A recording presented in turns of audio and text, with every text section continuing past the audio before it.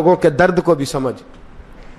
اولیاء چشت میں جس بزرگ نے اپنے زمانے میں بڑا عروج پایا ان کا نام خواجہ قطب الدین بختیار کاکی ہے.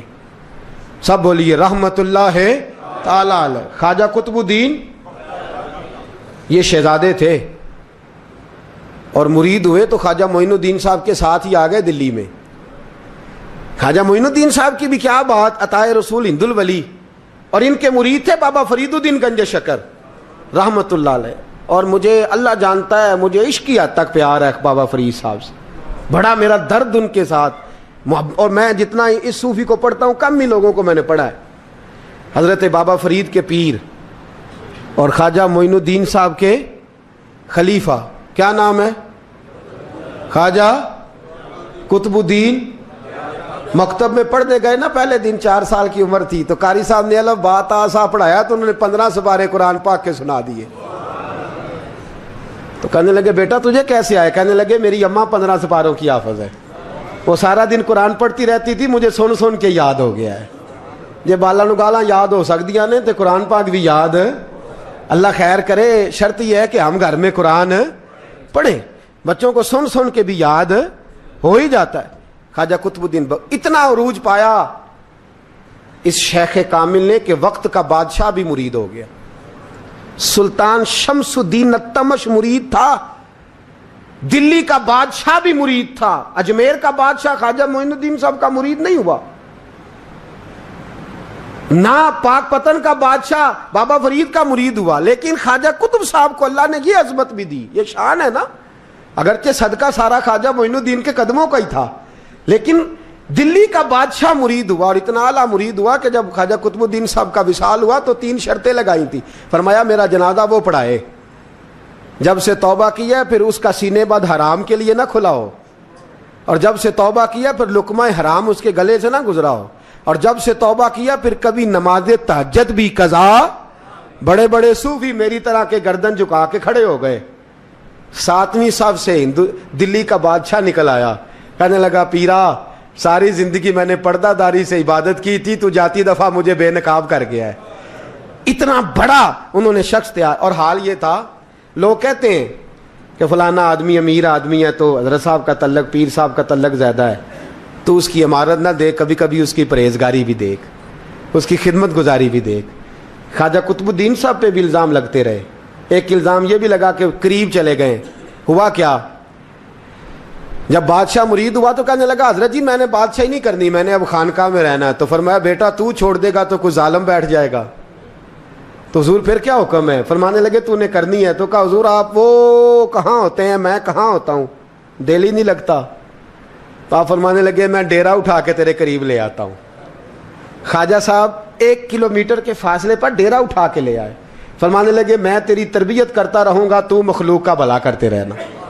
صلی اللہ علیہ، تو حضور کی امت کا اللہ اکبر. وہ قریب. اس وقت بھی لوگوں نے بڑی باتیں کی کہ دیکھو جی بادشاہ تھا نا تو پیر صاحب بھی نیڑے آ گئے. لوگ دیکھتے نہیں کہ اصل بات کیا ہے. خیر وقت گزر گیا، بادشاہی مرید ہو گیا تو پھر دلی سارے میں اسلام، اتنا عدل انصاف. ہندوؤں کو بات پسند نہ آئی، انہوں نے کچھ مسلمان خرید لیے. سلطان شمس الدین التمش بیٹھا ہے دربار میں. جاگ رہے ہیں نا آپ لوگ؟ سب کہیے صلی اللہ علیہ. بڑی غور سے سننے والی بات. ایک دن سلطان شمس الدین تمش دربار میں بیٹھا ہے، قاضی عدالت بھی بیٹھے ہیں، مقدمات سنے جا رہے ہیں. باہر سے رونے کی آواز آنے لگی، چیخنے چلانے کی. بی بی بیان کر رہی کیا ہو گیا کیا ہو گیا. وہ ٹال لگے ہوتے تھے بادشاہوں کے، وہ بجنے لگے، زور ہونے لگا. بادشاہ نے کہا اس فریادی کو جلدی بلاؤ. وہ اندر عورت آئی تو چیخ چیخ کے رو رو کے اس نے اپنے کپڑے پھاڑ پھاڑ کے، برا حال، 2 مہینے کا بچہ. لوگ اس کی آہو زاری پر اس کی طرف متوجہ. بھی کیا ہوا؟ پانی پلاؤ بٹھاؤ، یہ کیا ہو گیا؟ کہنے لگی لٹ گئی، عزت برباد ہو گئی، تباہ کر دی گئی. میں کیا ہوا؟ کہنے لگی بادشاہ ایک شخص میرا غیر شرعی خامند بنا، پھر مجھے حمل ہوا، پھر میری گود میں یہ بچہ ہے 2 مہینے کا. اب گئی ہوں تو وہ کہتا ہے کہ میرا تو تیرے سے تعلق ہی کوئی نہیں. بادشاہ کہنے لگے یہ سلطان شمس الدین تمش کی جگہ ہے اور میں نے رسول اللہ صلی اللہ علیہ وسلم کے دین کے مطابق حکومت استوار کی ہے. کون ہے جو تیرے ساتھ؟ ابھی گردن نہ کاٹ دوں گا, بات کر کون ہے. کہنے لگی تو کچھ بھی نہیں کرے گا, کوئی کچھ نہیں کر سکتا. لوگ کلمے چھوڑ کے بیٹھ گئے, توجہ ادھر ہو گئی. پراپوگنڈے بڑا اثر کرتے ہیں معاشرے پہ. رنگ ایسا عجیب ہے, انداز ایسا عجیب ہے. فرمایا بات تو کر.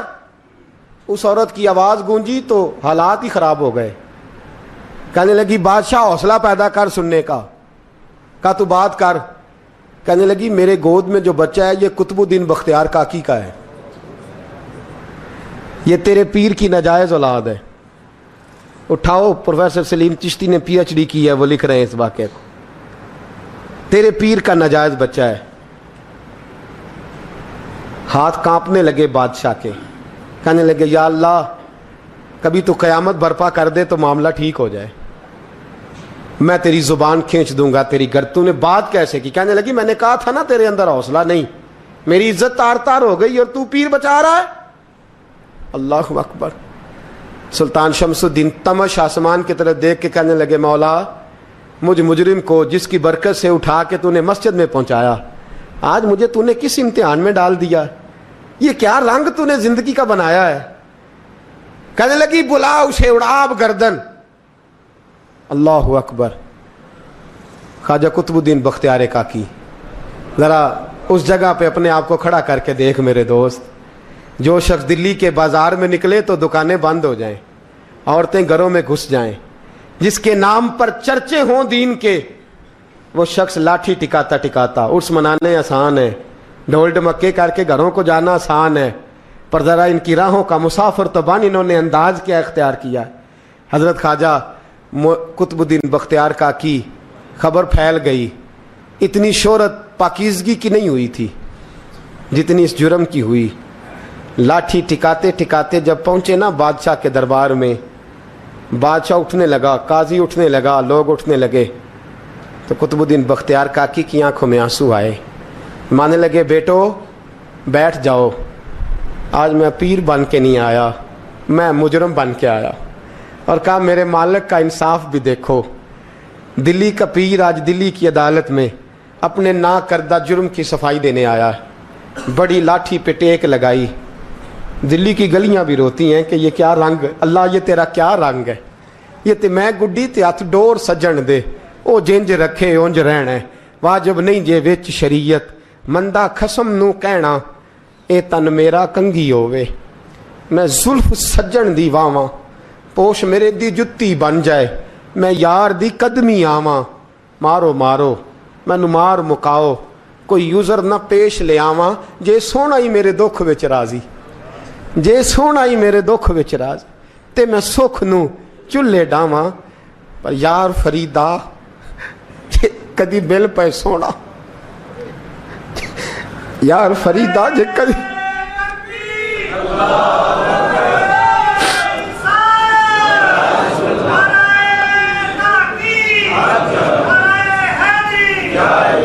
یہ کدی مل پہ سونا, بس انہوں رو رو حال سناواں. ٹیک لگائی ہے. کہنے لگی بی بی بول دے گواہی. کہنے لگے بی بی رب جانتا ہے, رب کا رسول جانتا ہے, پر میں تجھے نہیں جانتا, تو کون ہے؟ کہنے لگی اچھا وہ لوگوں کو بھیج کے تہجد کے بہانے پچھلے دروازے مجھے اندر بلانا, رب تیرا بھول جانا. پھر رونے لگی, پھر مکر کرنے لگی. مجھے بتائیے ایسا کوئی مقدمہ ہو تو لوگ کیا کہتے ہیں؟ یکدم حالات بدلتے ہیں کہ نہیں بدلتے؟ دلی کا ماحول ہی بدل گیا, سارا رنگ ہی بدل گیا. وہ عورت تو ہندو تھی, اس نے تو جھوٹ موٹ کے کلمے بھی پڑھ رکھے ہیں. اللہ اکبر. خواجہ صاحب پوچھتے ہیں گواہ ہے کوئی تیرے پاس؟ تو 4 کلمہ پڑھنے والے کھڑے ہو گئے. اللہ کرے کلمہ پڑھنے والے بکا نہ کریں, آمین تو کہیں. وہ کھڑے ہو کے کہنے لگے ہاں ہم نے آتے بھی دیکھا ہے, جاتے بھی دیکھا ہے. خواجہ قطب الدین صاحب نے نظر عثمان کی طرف اٹھائی, کہنے لگے اچھا جو تیری مرضی, میں گڈی تے ہاتھ ڈور سجن دے, وہ جنج رکھے اونج رہنا ہے. واجب نہیں وچ شریعت, مندہ خسم نو کہنا. کہنے لگے سلطان یار ایک رات کی مہلت نہیں دے دیتا؟ میں سویرے سلطان بھی رو پڑا کہ پیر صاحب میں میں نوکر اور میں بولتے ہیں اچھا حضور جیسے مرضی. باہر نکلے, خادم کہنے لگا حضور سواری پہ بیٹھ جائیں. مانے لگے نہیں یار آج پیدل جانا ہے. اس دلی کے چونکوں نے مجھے بڑی سلامیاں دی ہے, ذرا میں دیکھوں تو صحیح دلی کے بازار میری رسوائی پہ کیا کہتے ہیں. مجھے ذرا یہ پتھر بھی کھانے دے, ان کا ذائقہ بھی. پیدل گئے, دنیا سو گئی تو دلی کے بادشاہ نے اجمیر کی طرف منہ کیا. خواجہ معین الدین حیات تھے.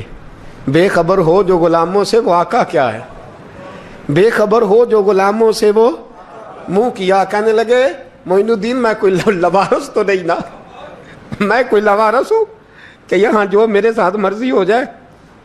تیری مجبوریاں درست مگر تیرا وعدہ تھا ساتھ دینے کا وقت آیا ہے. میں کوئی لوارس نہیں کہ اب تو اجمیر میں بیٹھا رہے اور میں دکھ سارا اکیلے برداشت کروں. بڑھاپے کا مجھے بھی پتہ ہے, کمزوری کا مجھے بھی پتہ ہے, ذوف کا مجھے بھی پتہ ہے, پر تتی تھوڑے تھکڑے خاندڑیاں, میں بھی تو تیرے نام تو مفت بھی خاندڑیاں. مجھے بھی تو پتہ ہے نا منم غلام علی حیدریم قادریم تمز احمد رضا خامی زنم. میں نے بھی تو اپنا نام نہیں نا جپا, تیرا ہی جپا ہے ساری زندگی. یہ لفظ کہے, کہتے میں رویا. آنکھ لگی تو حضرت خواجہ معین الدین صاحب خواب میں ملے. کہنے لگے قطب الدین میرا انتظار کرنا, میں پہنچ رہا ہوں. میرا انتظار کرنا, میرا انتظار. کیا کہا میاں صاحب نے؟ کہتے ہیں مالی دا کم پانی دینا, پھل کچے ہون یا پکے, اے پیر مرید دے سر تے ہی رہندا ہے, جھوٹے ہون یا سچے. میں آیا, فکر نہ کرنا. حضرت سویرے اٹھے, پھر گئے عدالت. پھر کہا نام بھائی پروٹوکول, مجرموں کا پروٹوکول نہیں ہوتا, میں اکیلا جاؤں گا. جس کے آگے پیچھے نعرے ہوتے تنے تنہا. 2-4 منٹ زیادہ لے لوں آج آپ حضرات. کہتے میں پہنچا عدالت اور جا کے جب کہا نا کہ ہاں جی حضور بتائیے, گواہ بھی خلاف ہے, مقدمہ بولیں, تو کہنے لگے مجھے میرے شیخ نے حکم دیا ہے کہ میرا انتظار کرنا. پھر وہ جو باتیں کرنے والے تھے کہنے لگے جی کون گیا تھا اجمیر, کون آیا ہے وہاں سے, ہمیں روحانی باتیں نہ بتائی جائیں. یہاں سے تو ایک دن میں پہنچا نہیں جا سکتا, ٹرین بھی 36 گھنٹے لیتی ہے دلی سے جانے میں. تو کہا یہ کیسے ہو سکتا ہے, کوئی رات کو رات آپ کو خبر ہو گئی, آپ کیس کو لمبا نہ کریں. بادشاہ مرید ہے, لگتا ہے کہ یہ راتوں رات بھگا دے گا پیر کو. اتنی باتیں خواجہ صاحب نے سنی. جب بے گناہ آدمی کو یہ باتیں سننی پڑتی ہیں پھر دل بڑا ٹوٹتا ہے, پھر بڑی تکلیف ہوتی ہے. حضرت کہنے لگے یارو تمہاری مرضی. شمس الدین تمش کی آواز گونجی, فرمایا جیسے انہوں نے کہا ویسے کیا جائے گا. 3 دن کے لیے عدالت برخاست کر دی جاتی ہے. چیم گوئیاں ہونے لگی, پھبتیاں کسی جانے لگی. تیسرے دن شام کا وعدہ تھا, چوتھے دن عدالت جانا تھا. قطب الدین بختیار کاکی کے پاس لوگ آ کے افسوس کرتے تو آپ بولتے نہیں. یہاں تو لوگ صفائیاں دیتے بولتے نہیں. فرماتے یار میں گڈی تے ہاتھ ڈور سجن دے, وہ جینج رکھے, میں اونج ہی رہنا ہے, جیسے اس کی مرضی ویسے. جیڑیاں گڈیاں آپ ہی اڈیاں ہو نہ چڑھن اونچائیاں, وہی گڈیاں اونچیاں اڈیاں جیڑیاں سائیاں آپ چڑھائیاں. فرمایا ٹھیک ہے جیسے وہ رکھے, میں راضی ہوں. اللہ اکبر. تیسرے دن کی مغرب کا وعدہ تھا. جب مغرب کا سورج ڈوب گیا نا, بڑے قافلے اجمیر سے آئے پر معین الدین نہ آیا. وعدہ کیا تھا یار نے, آؤں گا دن ڈھلے.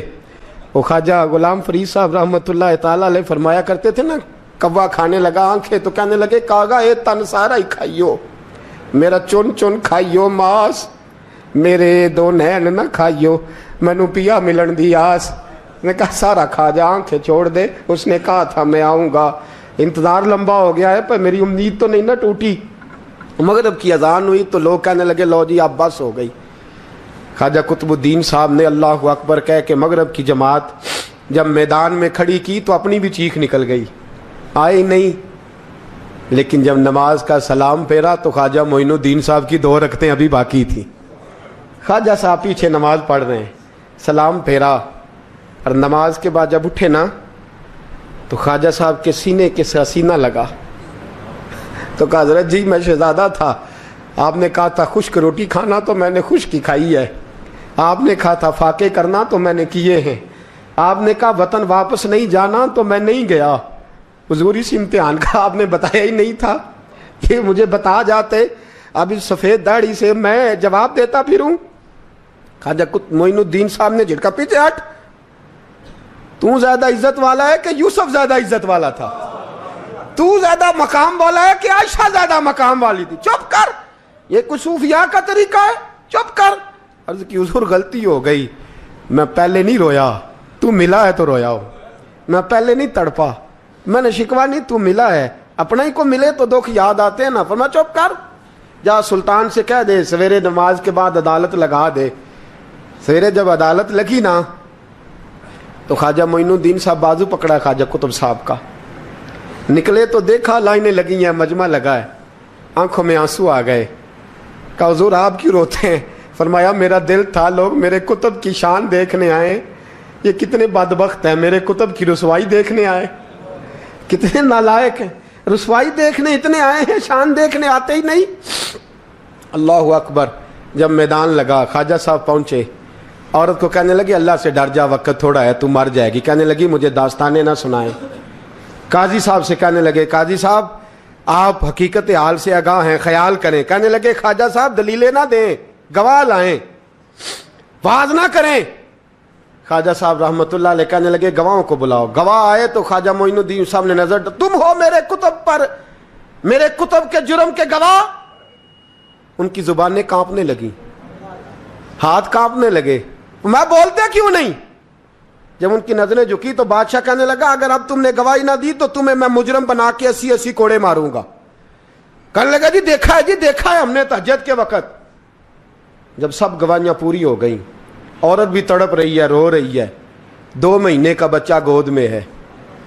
اب بولیے بولیے, علماء ظواہر بھی کھڑے ہیں, حسد کرنے والے جلنے والے بھی کھڑے ہیں, ہندو تو ویسے ہی تالیاں بجا رہے ہیں. اجمیر کا بوڑھا, اور یہ آخری پھیرا تھا خواجہ معین الدین کا دلی میں. اس کے بعد ظاہراً دوبارہ نہیں آئے. اٹھے لاٹھی ٹکاتے ٹکاتے اور میدان کے اندر جا کے نا, بڑے میدان میں مجمع تھا, سر سجدے میں رکھا.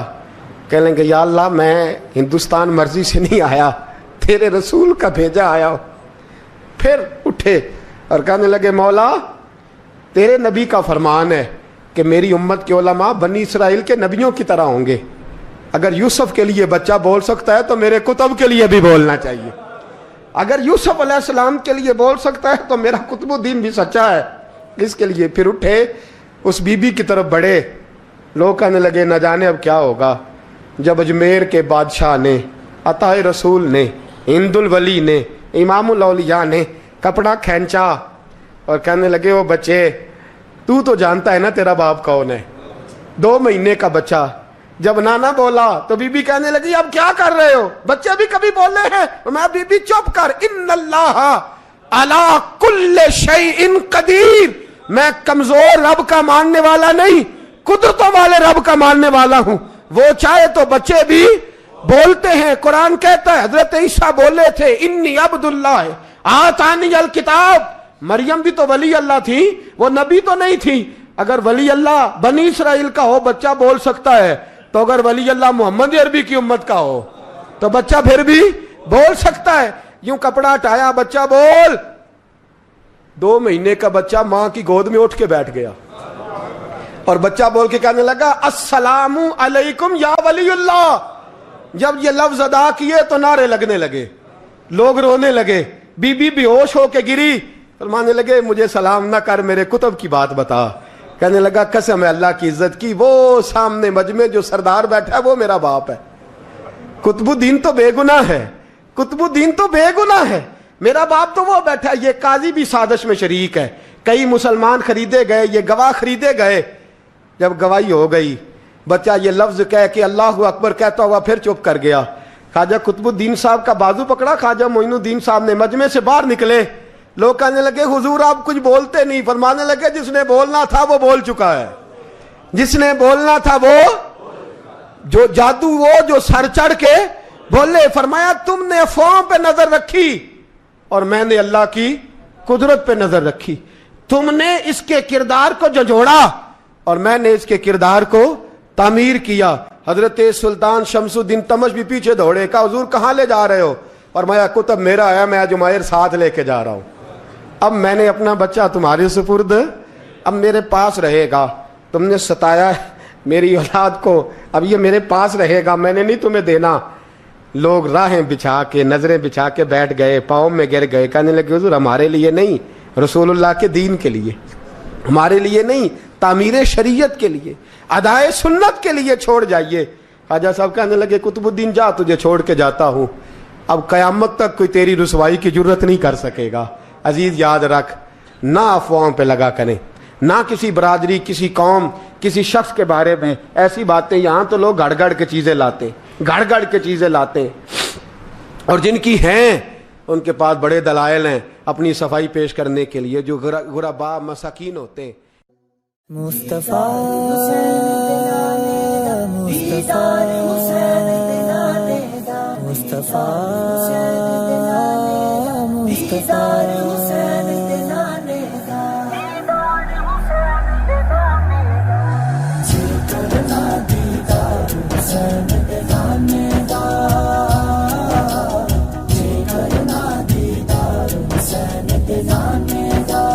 ہو جائے عاشق یار حسین دے نانے